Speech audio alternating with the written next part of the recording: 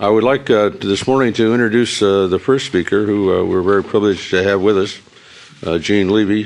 Gene is the provost of Rice University, but in addition to that, he's a distinguished space scientist in his own right and has been involved in the space program for many, many years at the University of Arizona before he came to Rice, and still is actively involved. So I will turn it over to Gene Levy.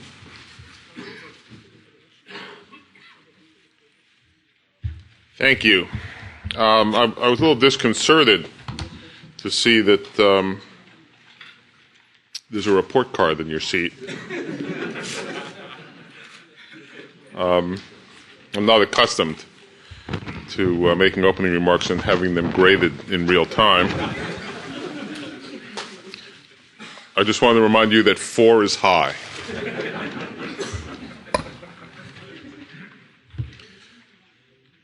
Before I make the remarks I was going to make, let me ask you to imagine something for a second to give you a sense. I was going to bring props with me, but I thought this is an audience that has very strong conceptual spatial visualization skills. Imagine that I were holding a grapefruit in my hand here. And as I held this grapefruit, at the other end of the wall of the room, stuck in the wall, is a shirt pin. It's the typical kind of a pin that comes when you buy a shirt with a little tiny ball at the end. And imagine in the back corner of the room, stuck in the wall, there was another shirt pin with a little tiny ball. Well, that would be a scale model of the inner solar system, with the grapefruit being the sun, the head of the shirt pin at the other end of the room being the Earth, and the other shirt pin in the back corner of the room being the Mars. And 1.25 inches from this first shirt pin stuck in the end of the wall, imagine a small grain of sand. That would be the scale of and location of the moon. I think it's interesting for us to keep in mind just how many places there are we have not been in the universe, to give you a sense of that scale as we think about leaving the Earth and going into the universe. So far, human beings have gotten from the shirt pin to the grain of sand. That is 1.25 inches away from it. We are now talking about getting to the other shirt pin in the back of the room. That's a long journey. If we were to imagine getting to the next nearest star, on that same scale, the next nearest star would be a tangerine in Boston.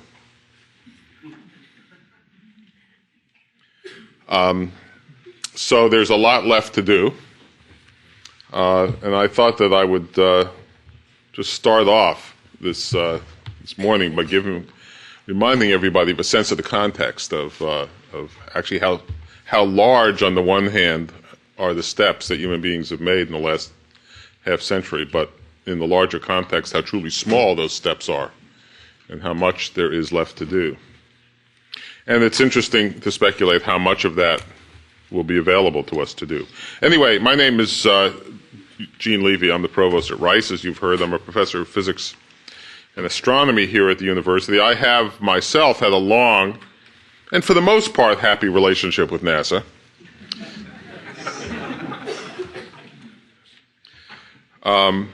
And with the U.S. space program, and have long been a very strong supporter of international collaboration in the exploration of space.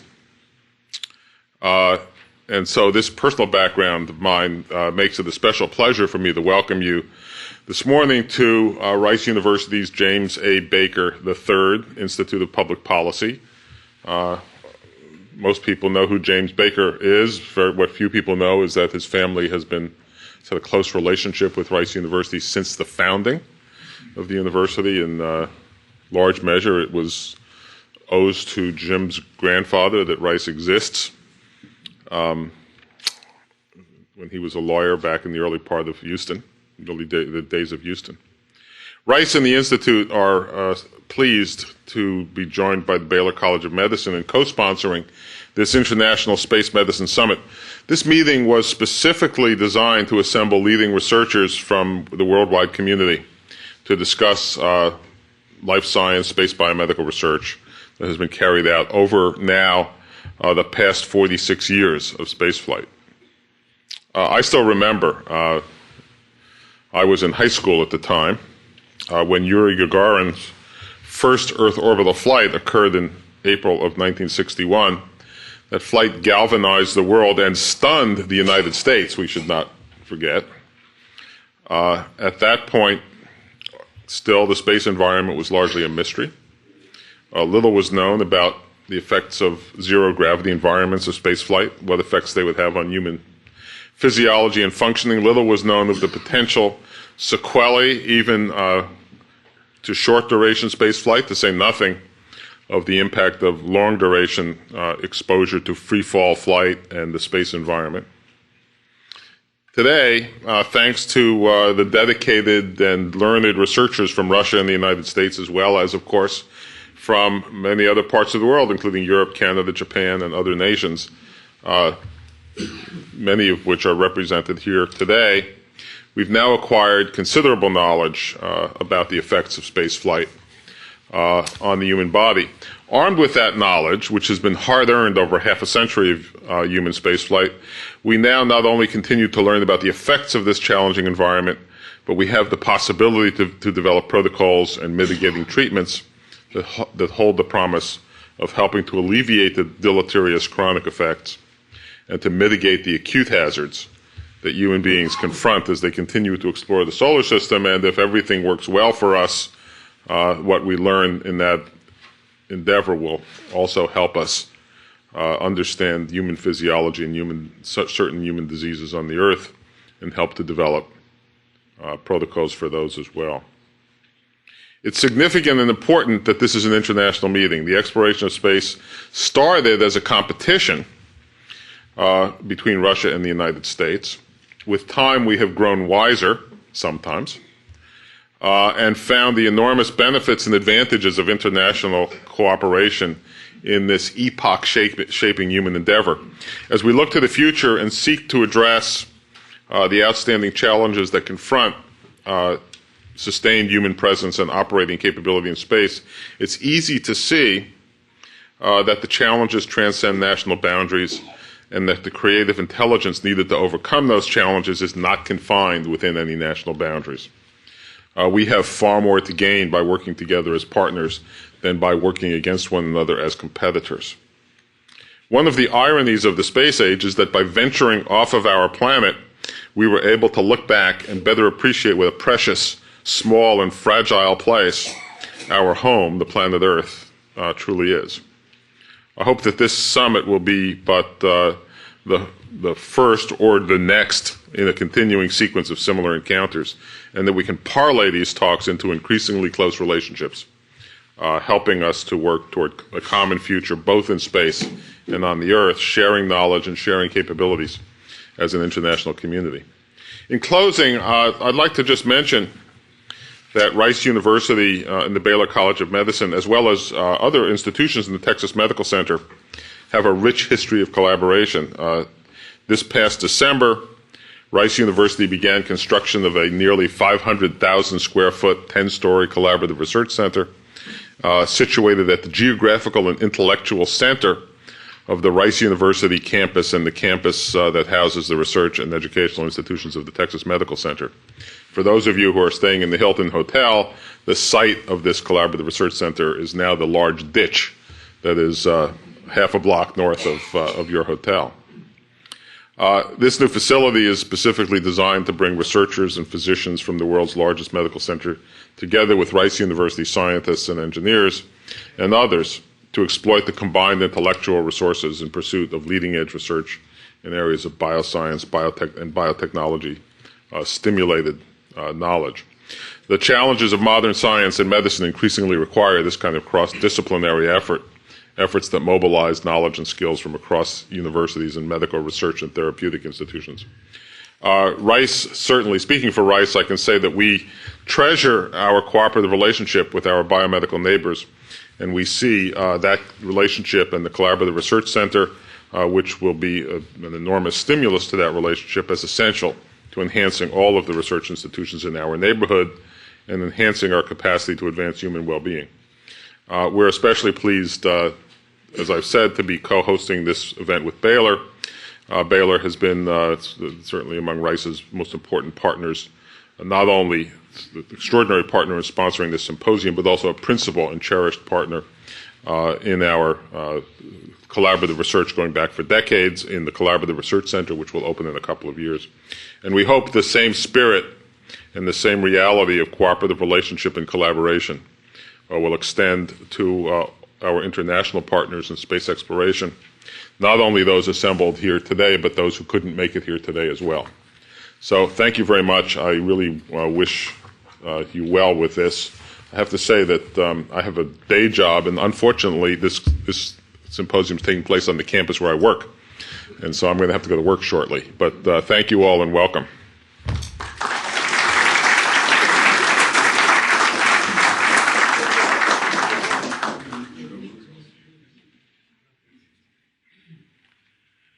Well, thank you very much, Dr. Levy. We appreciate your remarks. I'd like to add my words of welcome to everyone for being here and tell you a little bit about how this came about as a summit meeting, and also express our appreciation to all of those of you who have helped us put this together. Actually, Mr. Abbey, whom most of you, I think, know well, is a strong taskmaster. I think his record demonstrates that in his prior responsibilities and duties, but he's been a delight to work with in planning this International Space Medicine Summit.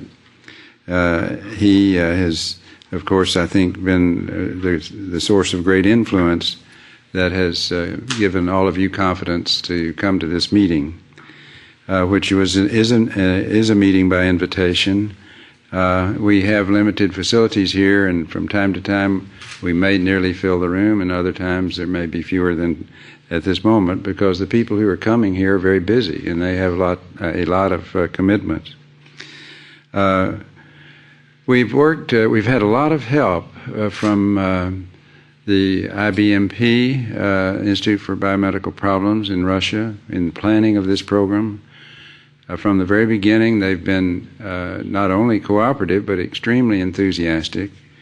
We've had communications also with the European Space Agency and with the Japan Agency, the Canadian Space Agency, with Johnson Space Center in particular, through the efforts of Jeff Davis and many of the folks at Johnson Center. We've had a great deal of help and cooperation, and the same can be said for NASA headquarters.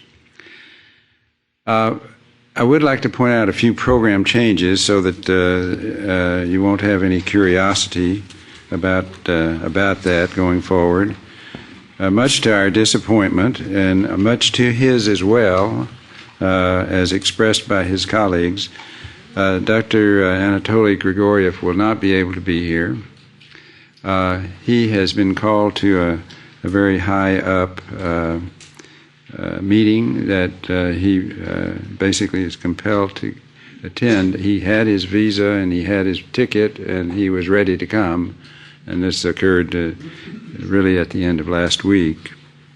So we'll miss him, but fortunately we have his deputy. Dr. Grigoriev is the general director of the Institute, but his deputy, Dr. Valery Bogomolov, is here, and we appreciate his willingness to stand in Dr. Grigoriev's place. We have another change in that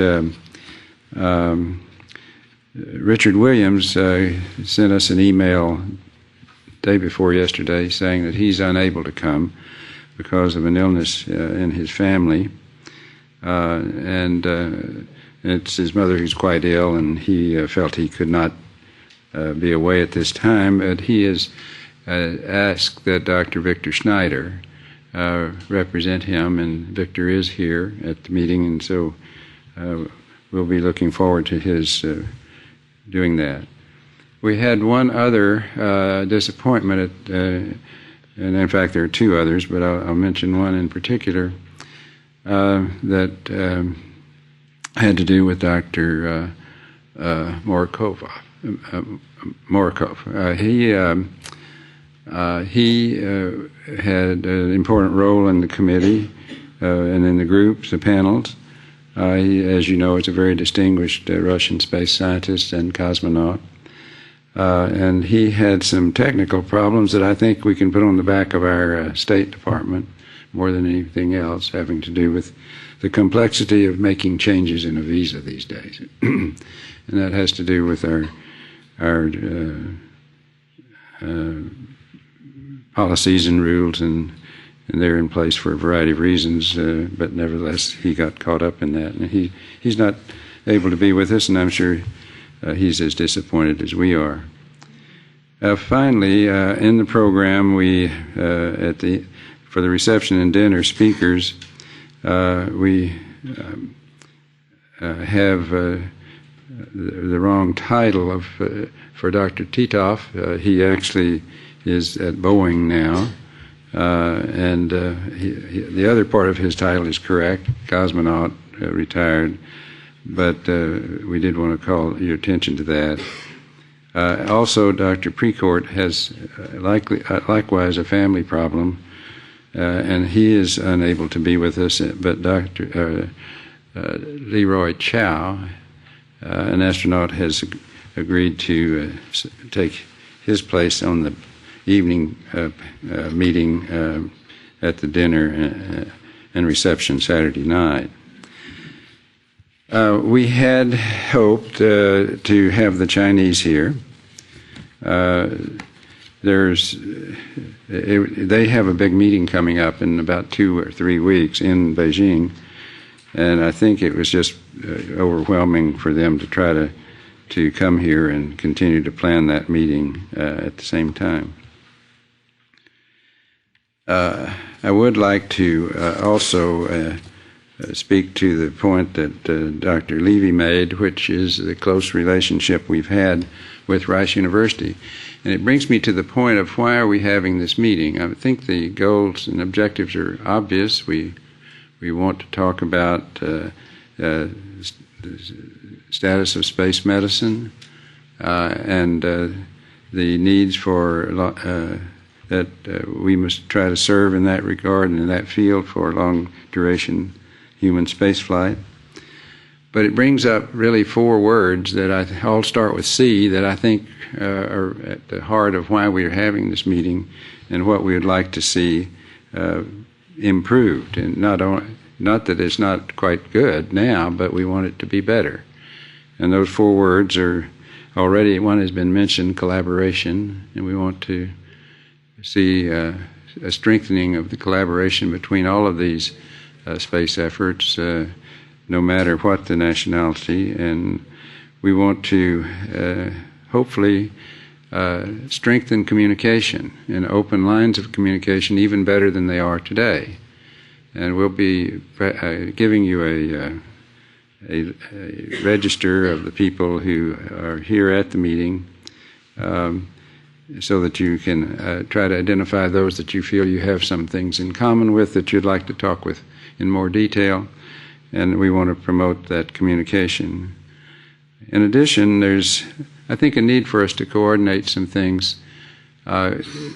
Doing space life sciences research, and particularly space flight research, and providing medical care is an expensive process. And it's good if we can coordinate things better in every way and look ahead to how this can be done better. And then finally, I guess the final C word is the word of cooperation. Everybody working together for the same goals and trying to achieve the great benefits that will allow us to do those things that Jean Levy pointed out with the grapefruit and the hat pin and the fleck of sand and where the tangerine would be in relative terms in space. But we're looking forward to this meeting with great interest and enthusiasm, and very much believe that it's going to offer a lot of new information. We have stressed from the beginning, we want this to be a very interactive meeting. Yes, there will be panelists. There will be moderators. The moderators have been charged with provoking discussion from the panelists, asking questions. We're not interested in PowerPoint presentations, as all of you have heard, and we're sincere about it. There will be, for the luncheon speaker and the dinner speakers, there will be some of that. But for the operation of this summit meeting, we want this to be highly interactive, where people really open up and give their opinions, give their suggestions, state their priorities, and get a good dialogue going. So we're going to begin this communication with this meeting, and that's what we're very much interested in. We're going to have to move along quickly. We're not going to have lengthy introductions. All of you are famous people, and so we'll take that for granted. You're famous people. So if you, and we recognize that you have many distinguished achievements, but we're not going to highlight those. We don't want the moderators to do that. But we do want the moderators to identify the panelists in every case, and then provoke the discussion. Now, there is a key thing happening on Saturday afternoon, and that's the group discussions. And there are going to be 4 groups. There will be simultaneous interpretation available in those groups. We've planned these groups to target certain specific topics, and then indeed those group leaders have been given some more information to help them provoke detailed discussion. And we're looking forward to those group discussions. Now, the way we'll do that is there are 4 rooms that have been designated here within this building, and so the breakout groups will go each one to one of those 4 rooms. For the most part, all the discussions will take place in this auditorium because of the efficiency of translation. The noon luncheons and the dinners will take place in what I call the Grand Hall. I think they call it the Commons here. I'm not sure, but it'll take place there. Tomorrow night, on Saturday night, there will be some additional guests that we've invited to that dinner, and so there'll be a little added group of people for that. And with that, Mr. Abbey.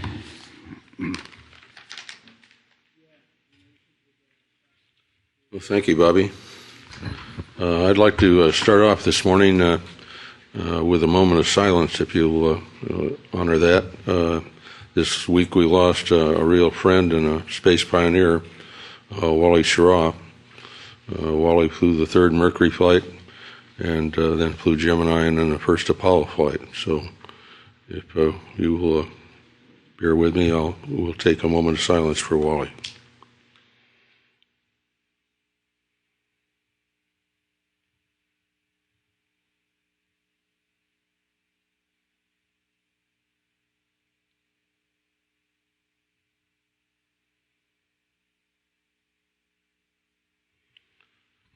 I would also like to welcome you to the Baker Institute. I think, as Bobby and Gene Levy said, we have a rich tradition of collaboration between Rice and the Medical Center, and particularly Baylor College of Medicine. So we're very pleased to be able to co-sponsor this activity with the Baylor College of Medicine.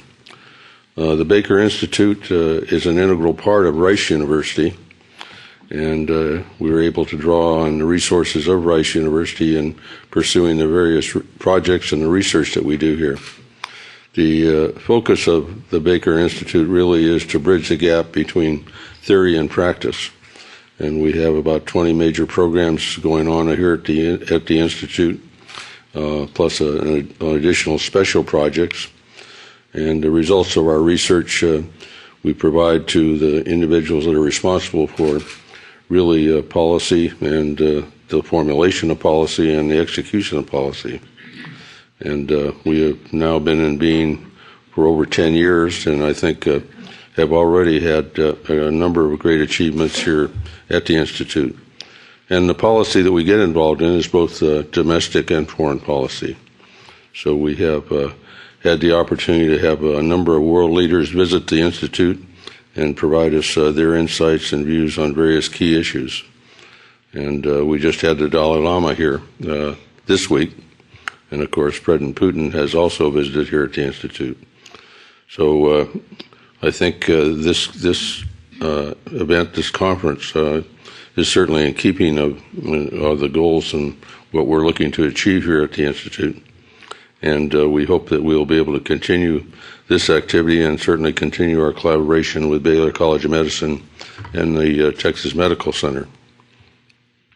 As Bobby said, we've tried to structure the program so there'll be a great deal of interaction. So I would also encourage you to ask questions and take the opportunity to interact with the panels. We have, I think, a number of distinguished members on each of the panels, and certainly have some great moderators for each of the panels. And the first panel moderator is Dr. Carl Deutsch. Carl is an individual that has been a pioneer in the Canadian space program. He's been involved in it since the inception of their involvement in human spaceflight, right back to the remote manipulator that I had the opportunity to work with Carl on, and not only the manipulator on the shuttle, but also the arm on the space station as well. And Carl, of course, has been very much involved in the initiation of the Canadian astronaut program right from the beginning, and played a major role in that. And then certainly is very much involved in international activities, and went on to become president of the International Space University. So I'll turn it over to you, Carl. My panelists could come up.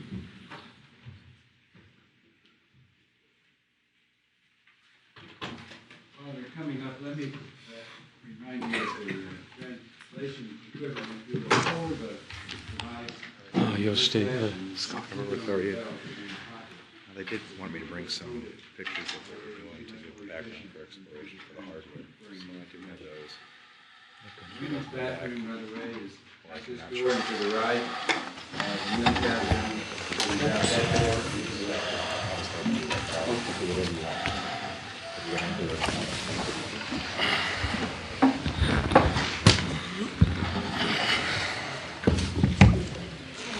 Well, good morning, ladies and gentlemen. What a pleasure to be here, to be amongst a group of people who really will be making that human venture into space possible by looking after the human condition. We have an outstanding team here of people who will be trying to put into place, set the scene for the exploration programs of the future. We have Scott Horowitz, astronaut from NASA, Valery Bogomolov, Deputy General Director of IBMP, Volker Dahmen, Head Crew Medical Support Officer of the European Space Agency, Shoichi Tachibana, Chief Medical Officer of the Space Medicine Group of JAXA, Jean-Marc Comtois, Director of Operational Space Medicine of the Canadian Space Agency, and Franklin Chang Diaz, astronaut, ex-astronaut and director for a while of the Advanced Space Propulsion Labs at the Johnson Space Center. Very good group. I'd like to do a little bit of what James Levy did as well, to put things into context of evolution before we have the presentations of national programs, how they merge together, international programs, and the issues that will be facing us. Earth is about 4.5 billion years old. And as far as we can tell, life migrated from the oceans 400 million years ago. And that was a big change, that migration.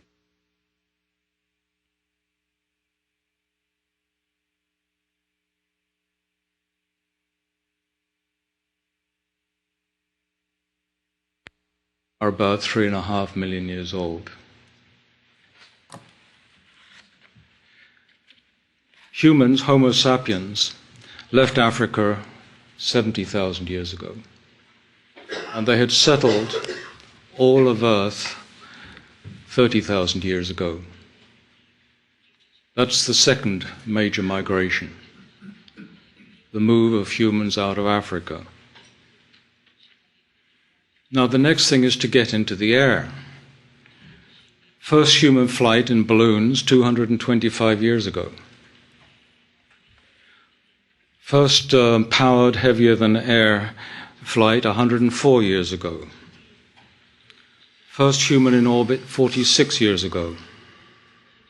First human on the moon 38 years ago. We've been in low Earth orbit since then, and we don't expect the next humans to be on the moon for another 14 to 15 years. But at that time, maybe establishing outposts which will be populated regularly. And we don't expect the first humans on Mars for 30 years from now. So that's the context. But this migration number 3 is really the one that deals with humans beginning to move into the solar system. And there are some problems associated with humans in that environment which need to be addressed. And I think this group will be addressing many of those problems. There's one other thing that I'd like to say at this time in these introductory comments, which I think is also quite remarkable. And that is, if you look at the nations that are now expressing interest in human exploration, and the populations that those nations represent, we now have over 1/2 of the world's population with an interest in space exploration.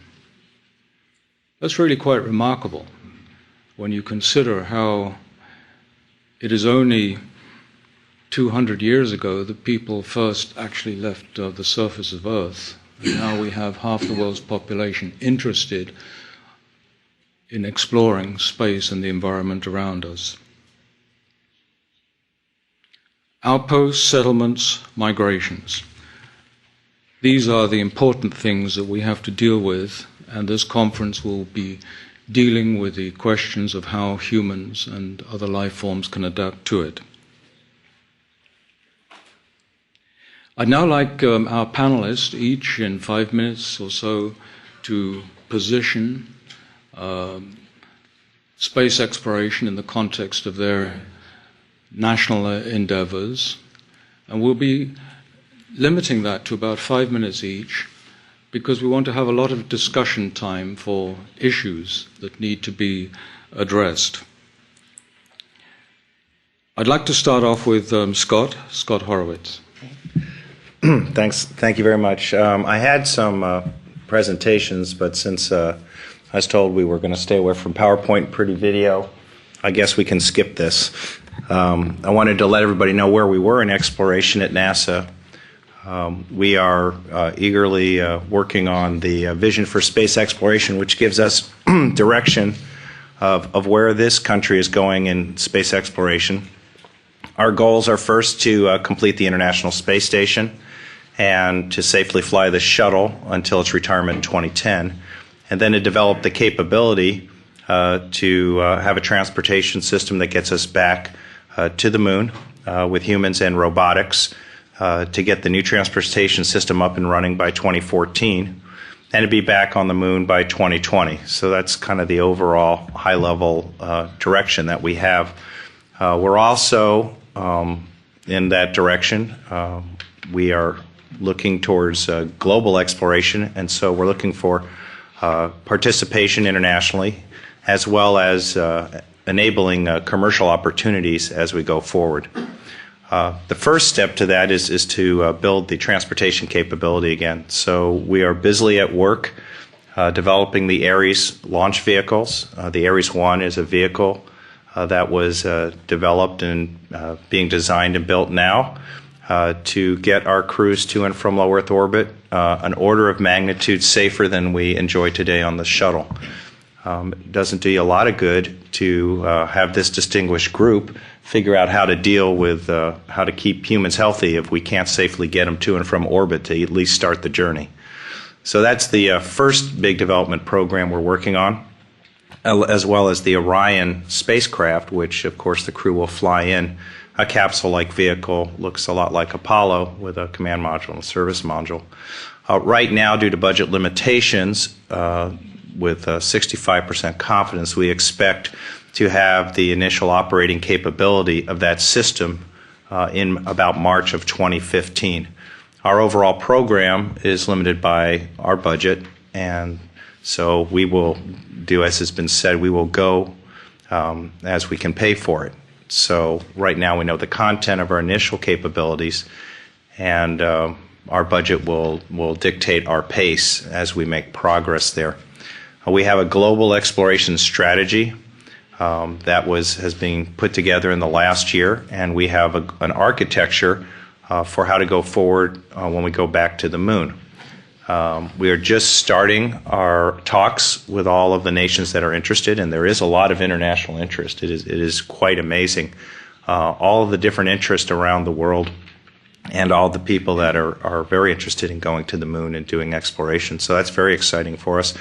One country can't do it alone. Everything, if you list all the objectives, we had a summit last April and we had a couple hundred objectives that everybody's interested in. We are highlighting the ones that we want to have as U.S. capabilities, but we're going to work together with the entire world to achieve all the objectives on the moon. The architecture has led us to look at the first lunar outpost, and the preferred sites seem to be the poles. We're still studying that, but that's the basis we're starting at because there's some very, very interesting aspects of the poles of the moon, both from a scientific as well as engineering aspects of trying to do space exploration due to power availability as well as interesting science. So that's my short 5-minute introduction. If somebody wants to see the pretty pictures of rockets, I'll be happy to share them at another time. Thanks. Thank you very much, Scott. Valery Bogomolov, would you make your comments now, please?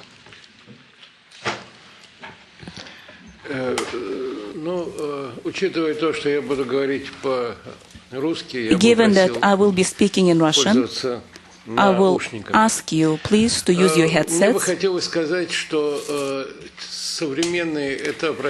The current state of development of manned cosmonautics and space medicine clearly demonstrates big successes and advances. And that includes both the Russian achievements and international achievements. Nevertheless, today, we have quite a number of issues that are not resolved. Even they are issues for orbital flights. First of all, it's medical safety and the impact of space onto a human body. We still have not learned how to fully protect the humans, how to fully counteract all the effects of space. We need to upgrade the medical technologies, how to sustain the body of a human in space and how to make the life better and how to enhance the functionality of a human. We don't have sufficient research resources in order to implement all the wide plans we have and the objectives we envision. The Russian national program of space and medical research, similar to other countries, is based on international cooperation. And currently, we have adopted a concept of developing space research which has been supported by the Russian government, by the Duma, and for the nearest future, the first objective is the International Space Station. The ISS is the platform, is the foundation for research and medical advances for further exploration.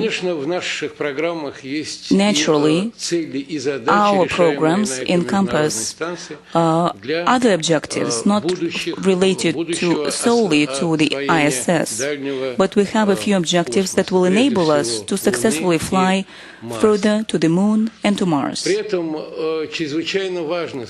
It's extremely important, in our opinion, and based on our experience, to develop a list of requirements and medical support for manned operations in space. We need to it's important to find out how to support human in space, but not only to sustain the life, but also to enhance the functionality. So when we develop the transportation vehicles for the future, and this will be upgrades of the Soyuz vehicles and other vehicles such as Clipper, the new vehicles would enable us not only to explore the low Earth orbit operations, but to fly further into Moon and Mars. Medicine, and specifically space medicine, have to go ahead. And it's important for us to have some medical advanced studies on the ground. I'm happy to say that we had a series of ground tests. One of them is called Mars 500, which entails a simulation of a Martian flight for 500 days. And we're looking at psychological aspects of Martian flight, also ECLAS, environmental control. And in the past, every stage of space development had some integrated testing, including medical testing, and it's really gratifying for me to note that those integrated studies on the ground enabled us to cooperate on the international level from the very beginning of space programs. The Russian space program envisions a step-by-step development program. First, it's flying around the Moon, then landing on the Moon, then a colony or an outpost on the Moon, and then we also have a Martian program. But it's not going to be manned Martian program from the very beginning. First, it will be unmanned, because we will have to develop the technology, including medical quarantine, medical system support, etc. And I would like to summarize my short introduction by saying that this stage of development is extremely important, but we have to use the advantage of the cutting-edge technologies in different areas, including countermeasures, including medical monitoring and environmental support, psychological support, and all different aspects of psychological support, and medical emergency support if necessary. And I do hope that such programs and projects can be done only by using the international experience and international resources. Thank you very much. Thank you very much. I now call upon Volker Dahmen from the European Space Agency. Good morning. I would like to go a little bit into the historic aspects. If you look into the European community and the seafaring countries, Portugal, Spain, Italy, it seems to be natural that Europe continues to be involved in exploration activities also in the future. This has been our heritage for many centuries, and of course ESA is committed to continue in exploration activities. ESA has been involved in spaceflight since the 60s, however primarily in unmanned activities, also unmanned activities of exploration nature. ESA is committed to continue human spaceflight. We have our astronaut corps. We even consider currently expanding the astronaut corps and recruiting new astronauts to be ready for the challenges ahead, be it continuation of the ISS program, but of course also participating in the new programs that are coming around, like the going back to the moon or being prepared to go to Mars. ESA has structures in place, even though we have no firm commitment from the political background to be involved in certain exploration activities, but we have structures in place to be ready to join whatever program will be at the horizon. From a medical perspective, the paradigm will change. Currently, the research activities are aimed towards supporting terrestrial medicine and life on Earth, but if we want to explore space, we have to add another aspect, and that is to prepare ourselves to maintain life for extended periods of time on different planets, on different celestial bodies. Also there, we are currently within ESA trying to establish certain structures that we can also redirect our human life science activities away from only supporting terrestrial applications, but also being ready to support life in space. However, I also believe that space exploration is not only a science and research activity, it's also a cultural activity. I think human mankind has always explored and has pushed the envelope to understand what is behind the horizon. And for that, I think it's not only a human life science or a research activity. I think it goes across the board, and it's primarily a cultural activity. With that cultural activity, current times are not very easy politically. We are under scrutiny from many aspects outside of our domain. But maybe also the European Union and ESA showing and demonstrating how we can keep 17 nations within one team, within ESA, may already be a role model to the overall exploration community, how to make that happen. Not to assimilate all the different nations that will join the program, but to maintain cultural identity. This is one of the big struggles that the European Union is currently facing. You may have heard that we have not even been able to have our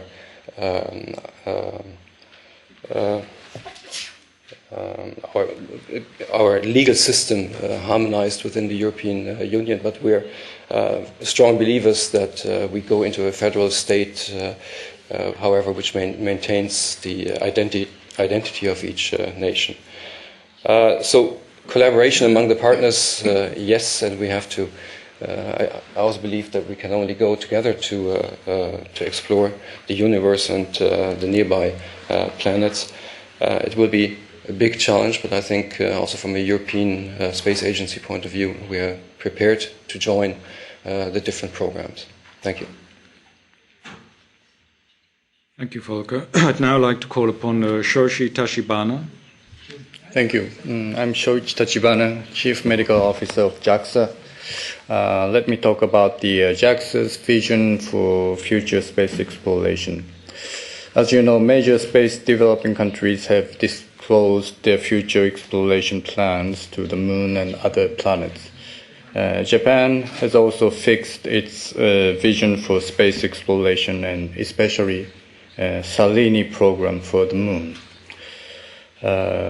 Although the main target for the time being is the moon, and JAXA is also planning to think about the Mars and other planets in the future. JAXA has established the Space Exploration Center directed by one of the executive director board members in this April. This center will mainly make a space exploration plan and execute the exploration project. A human exploration team is also included in the center. This team is very small now, but will expand its function and activity in the future. Medical team will be included when the human exploration plan is fixed. About the JAXA strategy for the lunar exploration, Salini series is the name of our project for the moon. Salini 1 has started in this year, and the lunar orbiter will be launched in this summer. This project is trying to complete global mapping of the moon surface by the orbiter. And Salini 2, which will start in around 2012, is planning to do in situ observation by a lander and a rover. We will explore the underground materials and investigate the quake of the moon. And in Salini X phase, it's about in around 2020, we will prepare for the human exploration. Many technology demonstrations and communication experiments will be conducted. Salini is the largest lunar exploration mission since Apollo. Japan will carry out this project as one of the leading space developing countries. And in summary, Japan will promote its own space exploration program in the future. JAXA will organize all Japan team with private sector, academia, national laboratories, and other stakeholders. Japan is also intends to get actively involved in the international cooperation in space exploration. In view of the benefits of the international cooperation, particularly in terms of the manned missions to the moon, Japan intends to share reasonable responsibility with other countries. Thank you. Thank you very much. Jean-Marc Comtois. Thank you. I'm Jean-Marc Comtois, Director of Operational Space Medicine at the Canadian Space Agency. I'd like to acknowledge the presence of two colleagues in the audience, Dr. Nicole Buckley, the Director of Life and Physical Science, and James Doherty, Director of the Astronaut Office, a.k.a. my boss. When I was asked to talk about the Canadian Space Agency vision for exploration, I admitted I was a bit worried. And it forced me to really look at where we are in the process at the CSA. The bold vision announced by our colleagues and the fact that all G8 countries except for Canada, India, and even China have expressed their desire to go to the moon, to Mars, and other planetary bodies, I felt that perhaps the CSA was behind the power curve. However, looking at the activities that have taken place and looking at what we have achieved in the last few years, I realized that CSA was extremely well positioned to have a very clear vision. What is not so clear at the present time is how we're going to implement this vision. In 2005, the Canadian Space Strategy was approved by the Government of Canada, so at cabinet level. So there's a buy-in that we will be involved in exploration. And one of the key components of this document is the space exploration, space science and exploration portion of it. And the objective of the space science and exploration were to better understand the solar system and the universe, increase our knowledge of the key elements as well as the origin of life, but also strengthen a human presence in space. I think we realize very well that we are at a new phase of human evolution, i.e. colonization of space. And the question begs to be asked, why do we go and why do we explore? I think it's easy to understand that human curiosity, as well as the desire and the need to investigate the unknown, are significant drivers. However, it is more difficult to use this as a rationale to explore when it comes to commit significant funds and human resources and human capital to move forward. And it is extremely important for CSA to demonstrate to the Canadian government the socio-economic benefits of joining the greater exploration vision. As to the implementation of our exploration vision, CSA has joined the Global Space Exploration Strategy Group, which is a group of 14 countries. Some are agencies involved in the ISS program, others not, under the leadership of NASA, where we are looking at a global strategy for space exploration. And we have been a key player in those meetings. And this has been a very, very helpful exercise in coming up of how we should implement our vision. The other new component is CSA has now a new president, Mr. Larry Boisvert.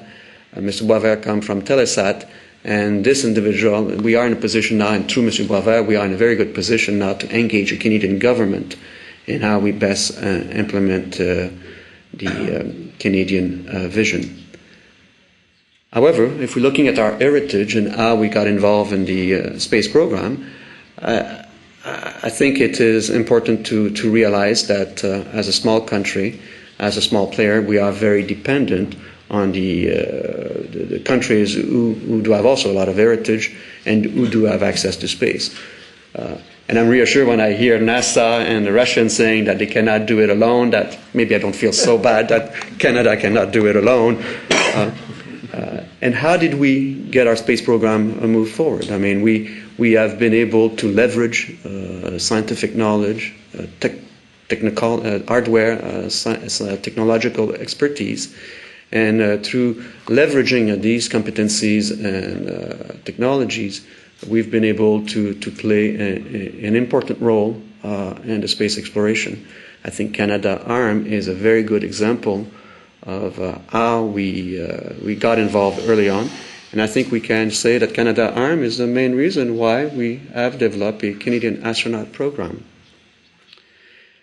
So our vision is for Canadian citizens and Canadian products to play an important role and find its place on planetary bodies across the universe at some point. And I believe that the primary goal is to generate new technologies and new knowledge for the benefit of Canadian and humanity. And that will be a key driving point, is to demonstrate the socio-economic benefits of our exploration vision. So thank you very much for your time. Thank you, Jean-Marc. And finally, I'd like to call upon Franklin Changdia to round off the discussions. Okay, thank you very much. I'd like to just go back to early this morning with the words that Dr. Levy opened the session and refocus on that. Those two pin heads at the end of the room, just to get a sense of the task that it means to transport living creatures from one pinhead to the other. These living creatures, probably about the scale size of a living cell. So you have to get a living cell from one pin to the other, and you have to realize that those pins are not fixed in space. They're moving pretty fast, and you would like to get the living cell back. That I think most mothers would want to see their children come back somehow, and get them to come back in one piece, and that I think is what strikes me as the number one issue. Just to echo some of the words that Scott was mentioning at the beginning, is transportation is the key to this task. And we have to think that the venerable chemical rockets that we have been using for all this time are not going to cut it. They're not going to do it to get that living cell from one pinhead to the other. And so investment in advanced and revolutionary propulsion is something that we must consider, especially considering the fact that we are going to be doing this 20 years from now. Things are going to be very different by then. So I wanted to bring that up as the number one issue, the fast and reliable transportation. That plays into the physiological and the psychological issues that I think all of you are interested in. I mean, if you want to go to Mars, you don't want to take 6 months to get to Mars or more. You want to go to Mars in 1 month or less. And in doing so, you're going to reduce the physiological issues. The radiation problem is a huge problem that has to be resolved. And there are technologies that can be brought to bear on that problem. And we need to address these technologies. On the topic of international cooperation, I believe is essential. We are finding very difficult now to communicate across national boundaries because space remains maintains a highly militaristic flavor, and whether we like it or not, that's the way it is. And that has created a major impediment for us to communicate and transfer technology back and forth. Why are we doing this? Well, there are the traditional reasons of going to space for national prestige, scientific reasons, presumably sometimes military. But now other forces are beginning to appear, which are very refreshing, which are the commercial forces. The private sector is moving into the field, and it's perhaps a trump card that is going to be played and may change the chemistry of the whole considerably. So we now are thinking of going into space for business, to make money, and also for resources and services and the like. These are, I think, the most important issues that I think in my plate I would put. Thank you. Well, thank you very much, Franklin. I think we've had a very good introduction here.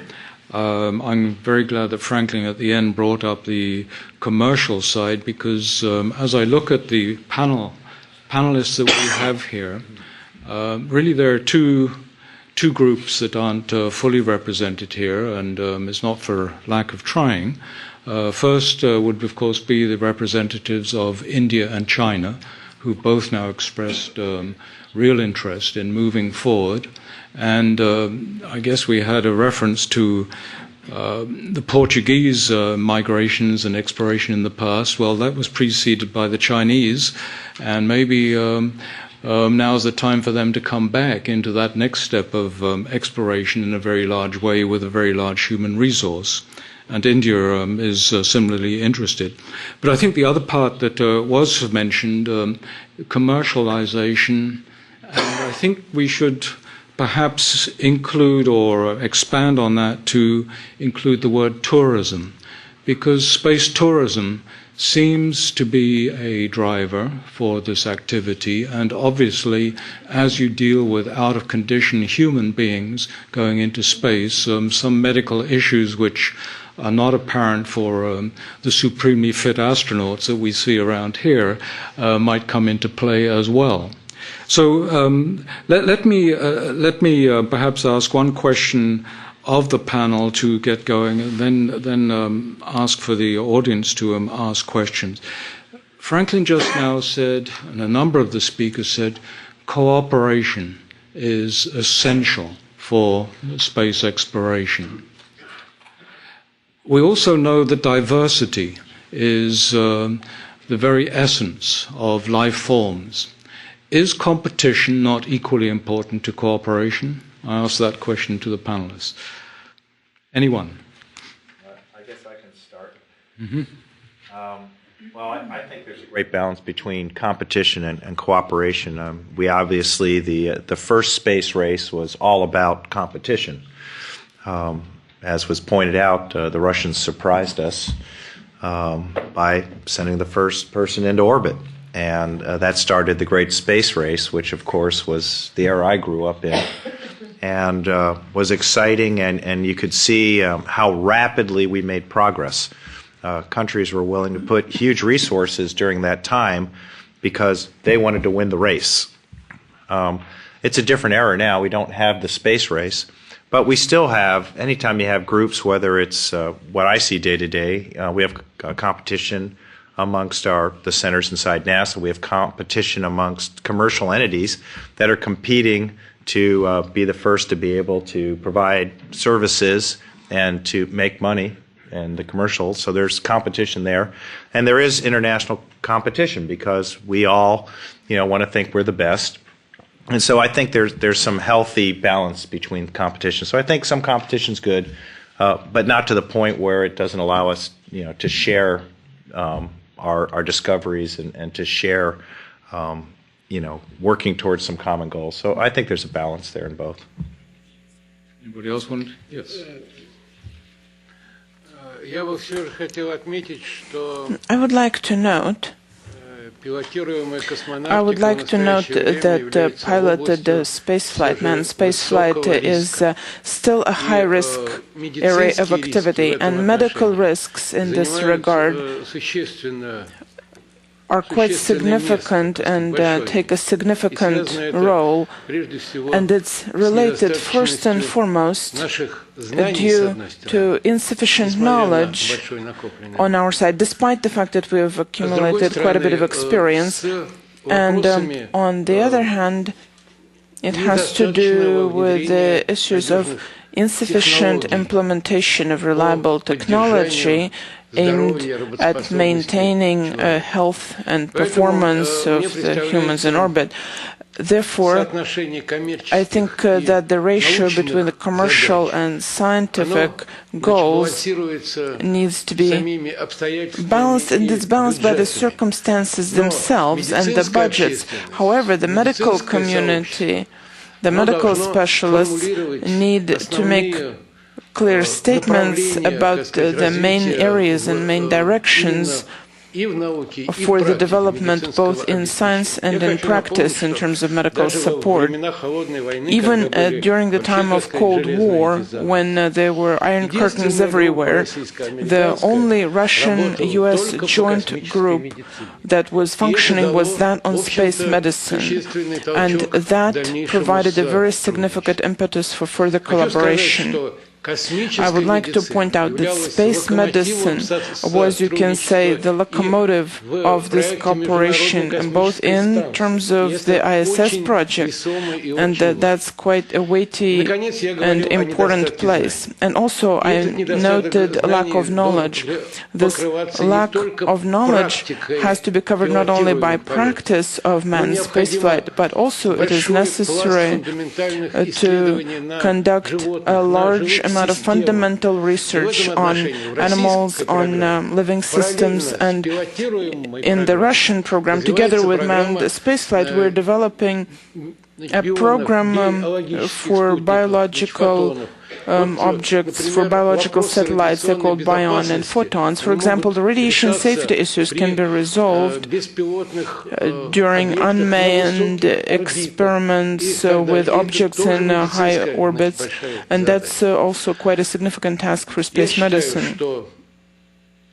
I believe that scientific thought and scientific approach to these tasks as of today is extremely important, specifically in terms of determination and lowering of the risks associated with manned spaceflight. Thank you very much.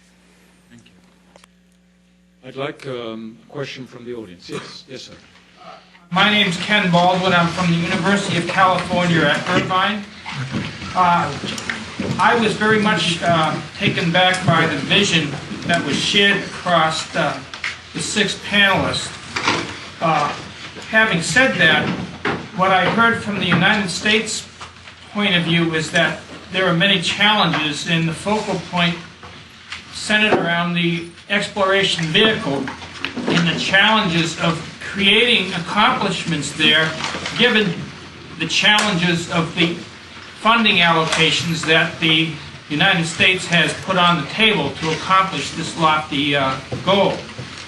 On the other hand, I heard from the Russian presentation that there is a concern of the human health and functionality in achieving the long-range goals. And the question is whether or not we can achieve both given the challenges, and are the various countries now going to work in parallel ways in designing spacecrafts and putting space program together, or are they going to join in trying to design a common space travel unit that can meet the needs of human health and welfare, as well as meet the mission of faster and more capability of going from pin to pin, as was announced at the beginning of the conference? I guess I'll start from our perspective. I know I concentrated on the vehicles and a lot of efforts being spent there. We also have a human research program. Of course, we realize that is a critical component of all this because once we get the people there, they have to survive. And we are looking at cooperation. I think you may hear from Carl Waltz later, may give some more insight into what we're doing in those arenas. So we're spending a lot of effort there. We are concentrating, though, our human research. We had a lot of basic research as well as what I call applied. Our portfolio is more applied to come up with what are the issues we have to deal with and what are the standards the engineers who are building the vehicles, how much shielding do they have to provide, what is the effect of faster transit times, what are going to be the effects on the surface, what data do we need. We don't even know the environments really well, let alone their effects on the human in those environments. So we are concentrating on that, and that is international in nature. That is not just NASA research, but we're looking to cooperate not only across institutions but around the world on getting all that data to feed into the designs of eventually the designs of the spacecraft and the habitats and the environments that the crews will. Are you happy with your budget? I support the president's budget.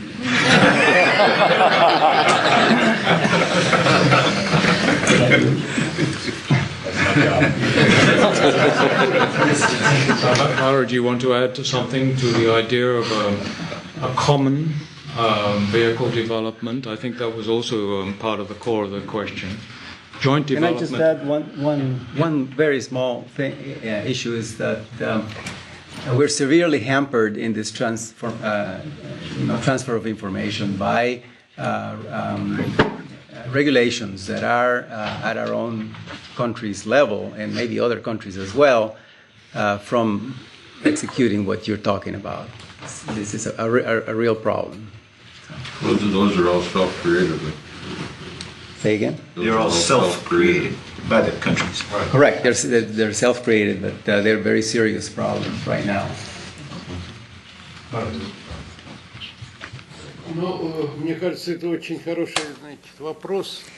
I would like to point out that it's a very good question that you raised. And the thing is that the decisions are made and the funds are allocated by the parliaments and the governments. And our task, from the standpoint of the medical community, is to properly orient the people who determine what decisions will be made. So from the Russian side, I know that the interest in space programs dropped considerably compared to what we had 30 years ago, and always the interest is peaked when something happens, something unusual and serious, and so it seems to me that the significant drawback in our our work is that we don't enlighten the population and those who are the decision makers and fund allocators. We don't enlighten them enough. They are the ones that are in charge of resources for those programs. And another thing is that there will be certain counteraction on the part of the military, and that, of course, would hamper our cooperation. However, I believe that the force of reason will prevail. Thank you. Good morning. I'm Larry Young of MIT. The very nice diagram that's behind the panel that Scott put up is a reminder that we're currently in Earth orbit, we're making plans to go to the moon, and oh, by the way, Mars is in the background. And my question relates to that. What can we and should we be doing at this time to prepare for the Mars mission, Mars human exploration mission, even though it's a long way off? Franklin mentioned transportation, others mentioned radiation. We know about the Russian Space 500 experiments. Clearly, there are some research protocols that take a long time to complete. What, in your opinion, are the issues where we should be investing now to be able to go to Mars in the future? I got to say that space nuclear power is fundamental. I'm not surprised. I mean, not just for propulsion, but for power. I mean, these spacecraft have to be power rich. I'm reminded of the long time ago when the Nautilus, the Nautilus submarine was able to go under the ice polar cap. It had not been done, and it could not be done by any submarine until the development of nuclear power enabled that feat. And that is what we're looking at. This is a very complex question to answer. Because there are steps I think that we are jumping ahead from. I look at the 3D triangle of risk, policy, capabilities / hardware or standards. I mean, all these four components of that 3D triangles will be affected by a change in any one of the components. So what are the acceptable risks, or whether they're medical risk or whatever, and what do we define as mission success? I mean, needs to be answered before any specific direction is taken. And another point I want to make is I don't believe, at least from the Canadian point of view, that we will follow a parallel process. I think we will identify, and we are identifying infrastructure support that we believe we can do very well, as well as there's a willingness from our country to participate in any other areas where other countries maybe lead, and bringing technology that is à la pointe. So I do not believe, from my perspective, that we'll ever follow a parallel process, but rather it will be a complementary approach to space exploration. Question. I'm David Dinges from the University of Pennsylvania School of Medicine. I have a question for the panel. Dr. Deutsch started us off talking about the migration number 3, the humans into the solar system. Some of you have mentioned about cooperation versus competition and the challenge of national pride being the reason that a given country goes somewhere, does something, military needs. But what about science? Isn't, in the end, the value to all humans on Earth the scientific information that any country brings back and shares with the rest of humanity? Would you, each of you, comment on what role science and scientific information and science as a mission in humans going into space plays in the vision of space exploration? Well, from our perspective, science, of course, is a huge potential and a great driver. We are exploration-driven, but science-enabling, which is why when we set out the global strategy, we invited the scientific community, and we worked closely with the Science Mission Directorate to guide the scientific work that we're going to do in exploration. So it's a huge piece of what we're doing.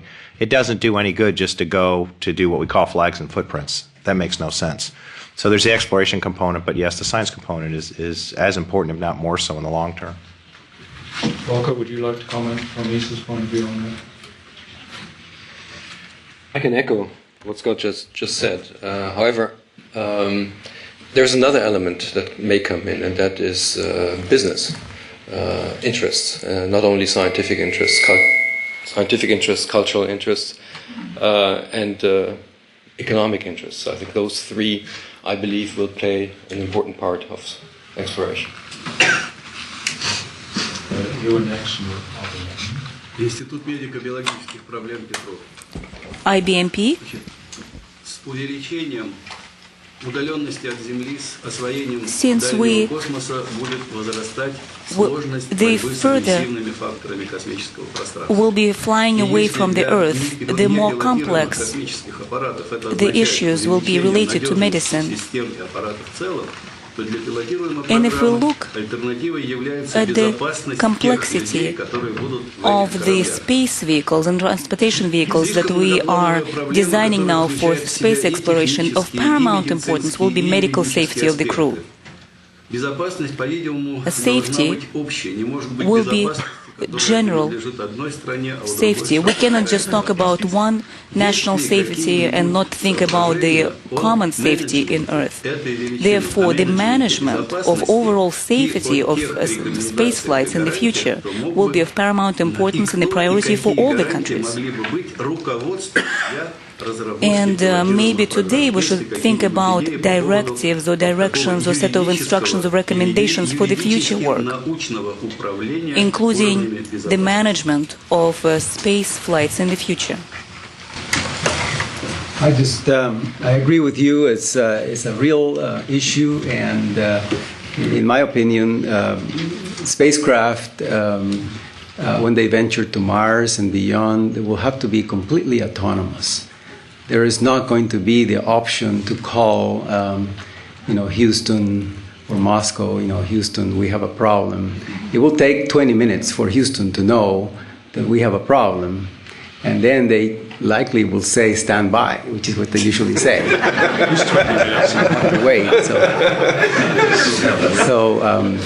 So you will have to have a spacecraft which is totally autonomous and not dependent on the Earth to survive. And that changes completely the picture of medical care. I think we really have to think about how we develop space medicine in the future. I think it will be completely different to the paradigm we are currently following with the flight surgeon being on ground. I think we will have the flight surgeon being part of the crew. But then we have to consider how do we select such a flight surgeon covering all aspects of medicine, because there may be an internal medicine problem, a surgical problem, whatever. And how do we maintain those skills, and what technologies are we providing to that poor person that is flying there and is providing autonomous healthcare? I think those are big challenges also for the space medicine domain for the future. And CSA is also looking at this concept of medical autonomy. There are basically three components to achieve medical autonomy. The first one being skill sets. What type of individual, and I believe that healthcare will be provided from the spacecraft or the planetary surface. Perhaps going to be a shift in paradigm from providing care from mission control. So looking at skill sets, what type of knowledge and this individual will have. So we're looking at a concept of perhaps a remote care physician, maybe a different type of training that will be required to make this crew medical officer, who I believe should be a physician by training, should have. The other component of medical autonomy is hardware, looking at intelligent medical systems, not to replace the crew medical officer, but rather to provide the tools to this individual to do a better job. So we're looking at monitoring, diagnosis, and treatment. Moving again away from the paradigm of telemedicine, which has no application in space. And the third component of medical autonomy is medical consumables, either the ability to produce them in flight or have sufficient consumables in order to provide medical care. I think early on we realized that the medical capability of a mission would be very limited, and therefore we either looking at accepting a higher risk or perhaps really looking at crew selection and perhaps doing nasty things to people to prevent certain diseases to take place. And that discussion has not taken place as far as I know, and we'll have to make decisions how we want to best approach the early concept of safety. And the technology that we'll develop for the early phase will have to be such that it's going to be flexible and scalable, so as to further increase capability as we're moving along in the program. So we don't have to reinvent the concept or redesign the whole system when we've been further down in the program. I think it has to be decided from early on how we're going to expand, and the technology we use will have to be very flexible. Maybe not a single application, but perhaps some technology will have multiple applications, one of which could be medical. The second follow-up question there, and then we'll come to you. The second part, excuse me, the second part. Но кто установит уровень безопасности, But who will set the requirements for medical safety? Who will tell us what is acceptable and what is not acceptable? Will it be an international forum that will determine the medical requirements, or will that be a national one? That is the question. If I may, I would like to clarify, this body will have to take into account medical ethics issues. And this is a very complex and integrated issue without participation of all the nations and without looking at the resources we have available and we would like to have, we won't be able to proceed. What if it's an international project? Then we'll have an international body that will have international managers that will determine the risks.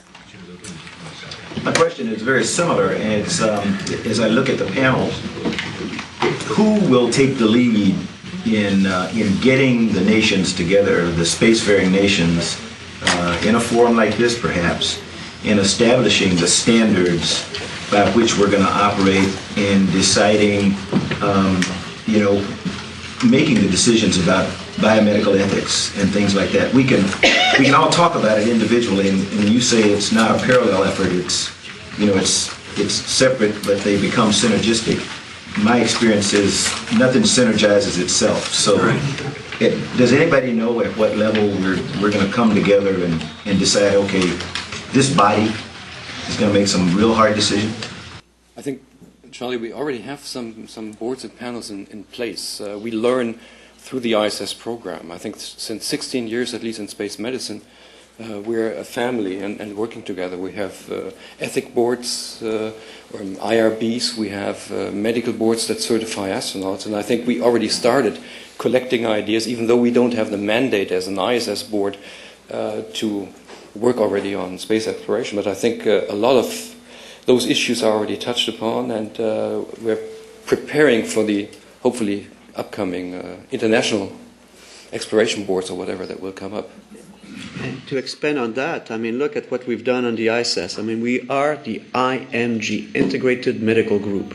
Sure, we have problems, but since 1998, when they start first meeting about developing the JMOIP or the medical standards, we were separate entity bringing to the table separate standards, separate desires. And over the years, and actually as of a year and a half ago, we have developed a common medical standard through which all crew members going to the space station will be evaluated against at the MSNB, the Multilateral Space Medicine Board. So we've learned how to work together. We've learned to develop standards and to develop standards that also satisfy some of the national needs. And we move forward. There's still a lot of work to be done, but we do have expertise and it can work. Yeah, in terms of the medical activities, we are more cooperative rather than competitive. Okay, we had a question there. Yes, my name is Mel Antoniano. I'm the only representative here from the FAA. The FAA in the United States is the regulatory agency that is dealing with commercial space operations. But before I ask my question, I happen to be involved with a team that was dealing with the issues of how do you standardize across the world. The International Astronautical Federation, the International Academy of Astronautics, and the International Academy of Space Law have been discussing this issue. Because if we really want to turn space exploration into a commercially viable enterprise, the space treaty has to change. The international space law has to be modified Because right now, laws do not allow the exploitation of space.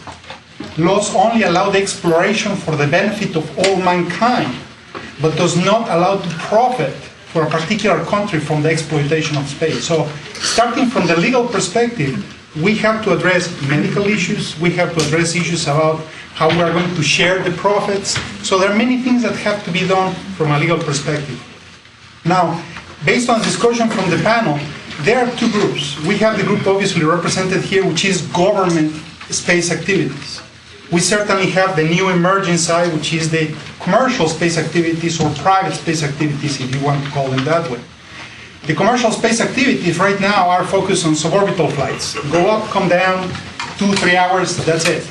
But what's really going to happen in order to have orbital space flights, and I'm not talking about the Soyuz type, but now the truly private space flights, is that we have to make sure that we will have some level of flexibility. We'll have to get away from the super astronaut, from the guy who is super healthy, to allow general people, general population to be able to go. Because if they have the means to go, we will have to be flexible to let them go. So there has to be common sense here. So my question to you, from the government perspective, is what are we doing, different nations, to change this legal environment that is limiting what we can do in space in the name of vision of space exploration and exploitation of space? What are we doing as governments? That's my question to all of you. Perhaps I could just make a point here.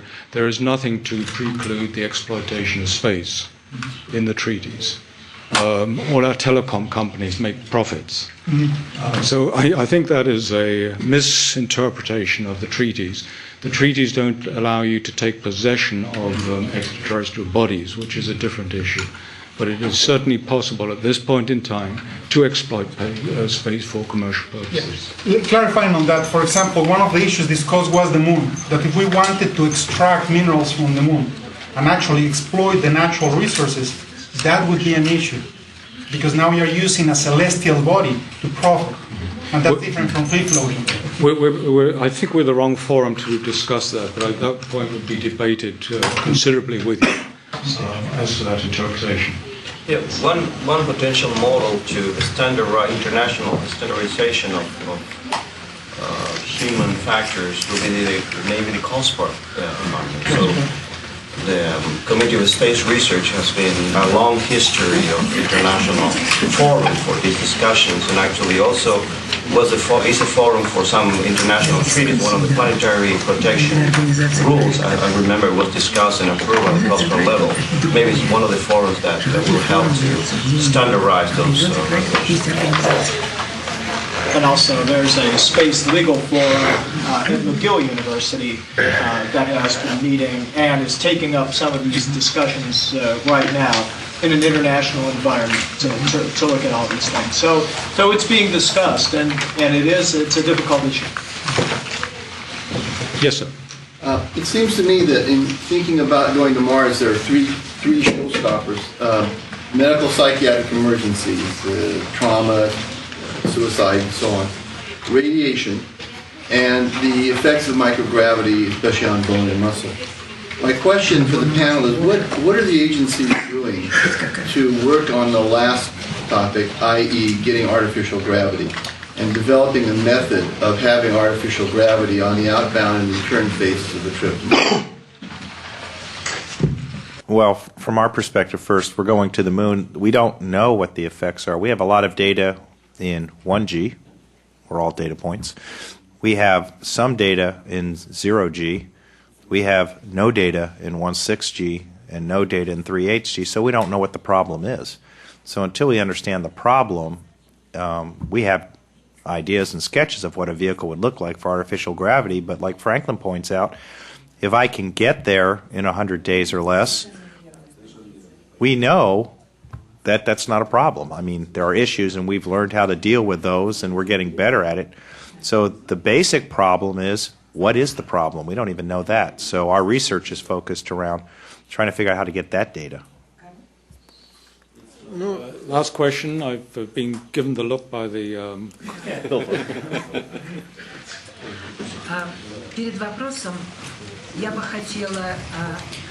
The question I would like to respond to Dr. Horowitz. I think his position is correct. Without a prediction, we cannot fly. So without having some preliminary knowledge of what we'll be dealing with, we cannot fly. Today, we have a medical prediction of what we'll be dealing with in future, in exploration. This is my response to Dr. Horowitz. I just couldn't help but jump and tell him. But my question I had was a different one. We can discuss the organizations and structures in any forum. And this is really gratifying for us to be here, to have all the wonderful specialists. But what is important is a structure is usually formed when we have some joint programs. We cannot artificially call for a team just for the sake of international cooperation. But once we have a project to work on, then we'll have an international group to work with. And this experience shows us. Remember the Soyuz Apollo program? We were competing peacefully, and then we decided to cooperate. And immediately we enjoyed the international cooperation. We had the Soviet-American programs, and we had other projects, and we enjoyed the international cooperation for 20 years, then using the Russian stations, and we not only we were able to advance research and science, but we also learned how to respect each other, how to listen to each other, and this is also a great component of international cooperation. So the question I have is, so we have been flying together on the ISS, we have been working together, and very successfully. And current level cooperation and research is really wonderful. But it is all focused at the moment on the ISS. If we look at other projects, Mars, research on the Moon, we don't have as much focus on international cooperation yet. So maybe we need to shift gears and re-evaluate the national priorities, and maybe it's time for us to begin the international cooperation and international project, and this will be a feasible first step in international cooperation and further exploration. Thank you for that good question. Does anybody wish to add to it? Well, the simple answer is the lunar outpost is envisioned as an international project. So there are a few goals that the United States is concentrating on, but we've listed with our international partners a series of goals that internationals are wanting to work on, and we're just starting those discussions. So it will be international. Are the Russians among your partners? Everybody. We've discussed it with the Russians, the Chinese, the Indians. We had 14 countries in our discussions last year as we kicked off the entire global strategy for the space exploration. Do you have joint project? Well, we are formulating it now. We're in formulation. So it takes a little while to work on these things, but because of the international cooperation, it led us to the conclusion that an outpost project was the right answer, and not just to go after, we made a big decision between just going after the Apollo-style projects versus an outpost, because it has a lot of international capabilities for contributions, whether it be robotic arms or transportation or power or modules, a lot like the analogy of how we work the Antarctic stations. So yeah, project focus helps a lot. Yeah, I'd like to... Because it is not known widely. Well, we're still working on it, and we've had all the countries have come together, and it's in formulation. It takes a little while. I'd like to thank the panelists for stimulating the discussion, for moving us on. Thank you very much.